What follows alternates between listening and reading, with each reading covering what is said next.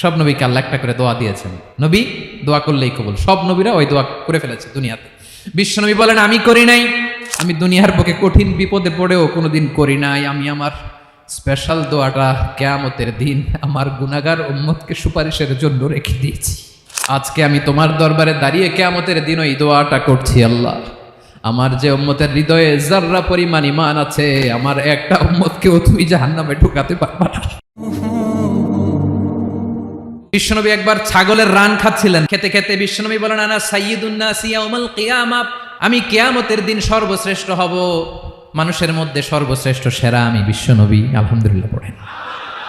বিশ্বনবী বলেন সেদিনটা বড্ড ভয়ঙ্কর, সেদিন কেউ কারো কোনো উপকারে আসবে না, বন্ধু বন্ধুর কাজে আসবে না, স্ত্রী স্বামীর উপকারে আসবে না, স্বামী স্ত্রীর উপকারে আসবে না, পীর সাহেব মুরিদরে বাঁচাতে পারবে না, মুরিদ পীর সাহেবরে বাঁচাতে পারবে না, নেতা কর্মীর পরিচয় দিবে না, কর্মী নেতার পরিচয় দিবে না, ভাই বোনকে চিনবে না, বোন ভাইকে চিনবে না, বাবা তার সন্তানকে চিনবে না, মেয়েকে দেখে মা দৌড়ে দৌড়ে পালাবে। বড্ড ভয়ঙ্কর দিন। বিশ্বনবী বলবেন জমিনটা এখনকার মতো থাকবে না, পুরো জমিনটা সমান হয়ে যাবে, ফ্ল্যাট। এখন তো গোল, তখন ফ্ল্যাট। সবাই এক জমিনের উপরে দাঁড়াবে, সূর্যটা মাথার কাছে চলে আসবে, সূর্যের গরমে মানুষের মাথার মগজ গলে গলে কানের ছিদ্র নাকের ছিদ্র দিয়ে বেয়ে বেয়ে পড়বে। সবাই হয়রান পেরেশান ক্লান্ত শ্রান্ত। মানুষগুলো বলবে বাঁচার কোনো উপায় নাই। 50,000 বছর মানুষ এরকম দৌড়াবে, চিৎকার করবে, কাঁদবে, বাঁচার কোনো উপায় নাই। সবাই বলবে আহ, আল্লাহ যদি বিচারটা শুরু করতো, যা হবার হবে, আগে বিচার শুরু করুক। বিচারই শুরু হয় না, বিচার শুরু হইতেই 50,000 বছর। আল্লাহ, 50,000 বছর, 5,000, 15,000 না, 50,000 বছর এরকম যাবে। মানুষগুলো কাঁদতে কাঁদতে বলবে চলো আমরা আদম আলাইহিস সালামের কাছে যাই, যেন আল্লাহর যে সুপারিশ করে, আল্লাহ আপনি বিচার শুরু করেন। কিয়ামতের ময়দানে সবাই মিলে সাইয়েদনা আদম আলাইহিস সালামের কাছে যাই বলবে ইয়া আবাল বাশার ইয়া আউয়ালাল আম্বিয়া, ও আদম নবী আপনি দুনিয়ার বুকে প্রথম নবী, আল্লাহ নিজ হাতে আপনারে 60 হাত লম্বা করে বানিয়েছেন, আপনার সম্মানে ফেরেশতাদেরকে সেজদা দিতে বলেছেন, দুনিয়ার প্রথম নবী প্রথম মানুষ আপনি, আপনি আল্লাহর যে সুপারিশ করেন যেন আল্লাহ বিচার শুরু করে। আদম আলাইহিস সালাম বলবেন আমি পারবো না, কারণ আল্লাহ আমাকে একটা নিষিদ্ধ গাছের কাছে যেতে নিষেধ করেছিল, আমি ভুল করে এই গাছের ফল খেয়েছি। নাফসি নাফসি, আজকে আমার কি হবে আমি জানি না, আমি বড় লজ্জিত। আমারে যদি আল্লাহ জিজ্ঞেস করে কেন খাইছিলাম, আমার কোনো উত্তর নাই, তোমারে বাঁচামো কেমনে আমি? নবীরা থার করে কাঁপবে সেদিন। আদম আলাইহিস সালাম বলবেন আমি পারবো না, মাফ করো আমাকে, আমি পারবো না, ওই যে ভুল করে গন্ধম খেয়ে ফেলেছি, নিষিদ্ধ গাছের ফল খেয়ে ফেলেছে, আমি বড় লজ্জিত অনুতপ্ত, আমি পারবো না।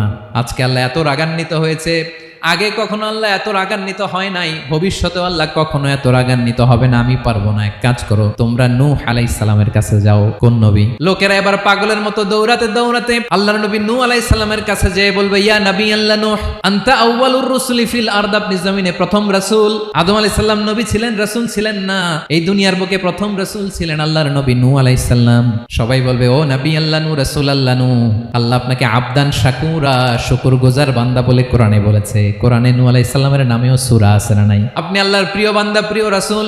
দেখেন আমাদের কি দশা, ঘামতে ঘামতে শেষ, জমিনটা তামার জমিন, সূর্যটা মাথার কাছে, কি করবার পারি না, ঘামতে ঘামতে আর কত ঘামবো, কত দাঁড়িয়ে থাকবো। আল্লাহরে যে বলেন বিচার যেন শুরু করে। নূহ আলাইহিস সালাম বলবেন আমিও পারবো না, আমিও পারবো না, আমি আমার ছেলের জন্য এক কথা বলে ভুল করে ফেলছি। যখন মহাপ্লাবন হবে আমি বললাম আল্লাহ আমার কলিজার টুকরা সন্তান রে বাঁচান। আল্লাহ বললেন ও নূহ সে তোমার সন্তান না, কারণ সে ঈমান আনে নাই, সে পাহাড়ের উপর দাঁড়িয়েছে, দেখি কেমনে সে বাঁচে। ওই যে আমি একটা না বুঝে আবদার করেছি, আল্লাহ আমার উপর রেগে গিয়েছিলেন। আজকে আল্লাহ ওই ব্যাপারে যদি আমারে প্রশ্ন করে, আমার কোনো জবাব নেই, আমি পারবো না, মাফ করো। তোমরা সবাই মিলে আল্লাহর খালিল ইব্রাহিম আলাইহিস সালামের কাছে যাও। লোকগুলো পাগলের মতো খুঁজতে আরম্ভ করবে, অযুত লক্ষ নিযুত কোটি মানুষের ভিড়ে আল্লাহর খালিল ইব্রাহিমকে যেয়ে বলবে ইয়া খালিলুল্লাহ, ও আল্লাহর খালিল, আল্লাহ আপনাকে বড্ড ভালোবেসেছেন, আপনি কাবা বানিয়েছেন, আল্লাহ আপনাকে বড্ড পছন্দ করেন। দেখেন আমাদের কি অবস্থা, আপনি যে আল্লাহর কাছে সুপারিশ করেন যেন আল্লাহ আজকে বিচার শুরু করে। আল্লাহর নবী ইব্রাহিম বলবেন আমিও পারবো না, আমি আমার জীবদ্দশায় 3টা মিথ্যা বলেছি। কয়টা? আসলে মিথ্যা না, একটু টুইস্ট করে কৌশল করে কথা বলেছিলেন, ওইটাকে হাদিসে মিথ্যা বলা হয়েছে। আমি জীবনে 3টা মিথ্যা বলেছি, জীবন বাঁচানোর তাগিদে কৌশল করে 3টা কথা বলেছি। আজকের এই কঠিন ময়দানে আল্লাহ যদি ওই 3টা কথার ব্যাপারে জিজ্ঞেস করে, লজ্জায় আমি মাথা দেখাতে পারবো না, আমিও পারবো না, আমিও পারবো না। আজকে আল্লাহ এত রেগে আছে, আগে কখনো এত রাগে নাই, পরেও রাখবে না।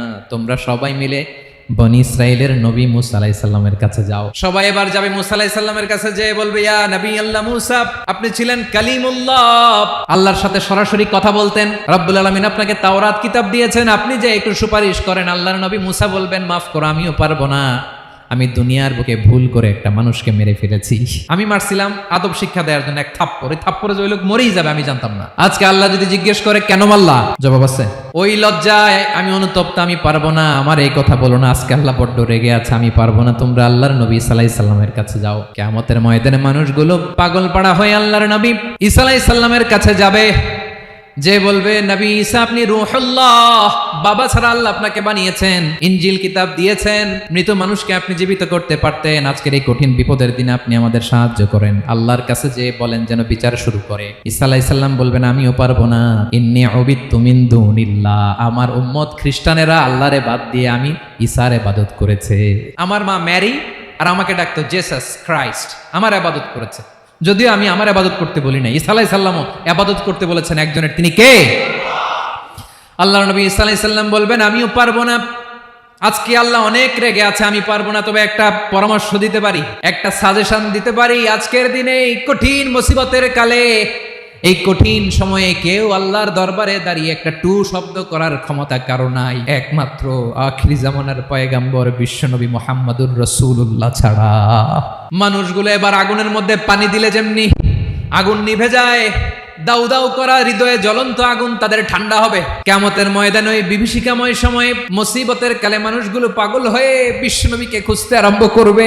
সবাই মিলে বিশ্বনবীর কাছে যেয়ে বলবে, ইয়া রাহমাতাল লিল আলামিন, ইয়া খাতামান নবীন, রাহমাতাল লিল আলামিন, দেখেন আমাদের কি অবস্থা, কি কঠিন বিপদে আমরা আছি, দাঁড়াতে পারি না, সূর্যের আলোতে ঘেমে হয়রান।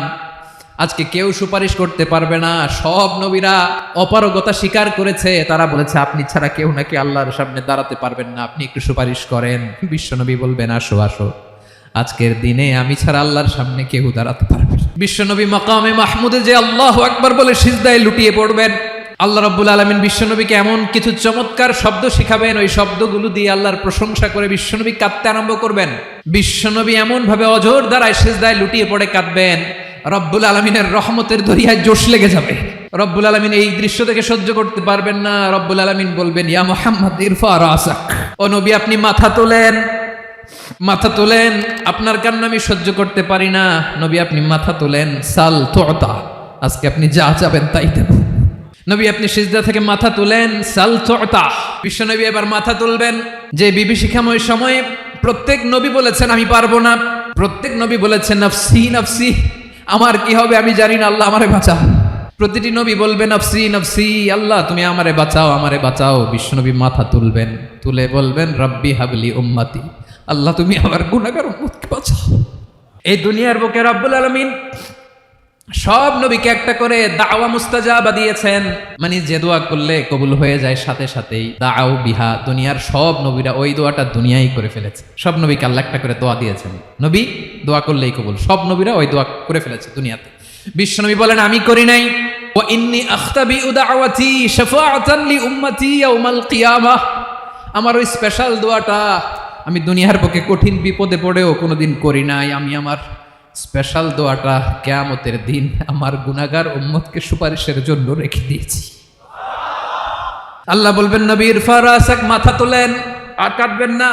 বিশ্বনবী মাথা তুলবেন, আল্লাহ বলবেন সাল তুতা, আপনি যা চাবেন তাই দেব, ওয়াশফা তুশাফা, সুপারিশ করেন, সুপারিশ কবুল করব।